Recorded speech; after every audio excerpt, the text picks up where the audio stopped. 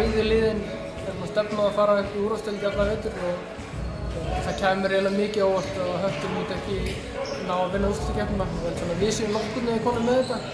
Mér finnst leikurinn vera bara vel spilaður, það var á háu leveli. Bæði lið gáðu allt í þetta, leikmenn að geta stórar körfur. Ég held að þessum skópeta í okkur var að við vorum aðeins betri í frábúrstormi í seinni hálfleik. Bara alveg frá öðru leikluta út leikinn. Það er einhvern veginn unnið leikinn.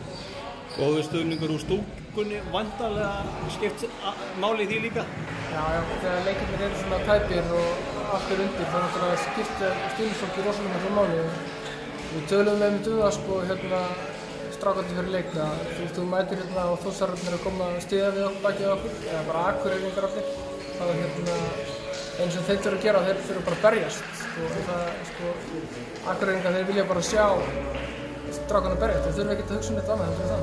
Þú sagði að þetta væri nánast komið, það er svona tölfræðin samt ekki alveg en hvað, eigum við að segja að Þór sé að fara beint upp? Já, ég hugsa getur fullir það, við séum að fara beint upp.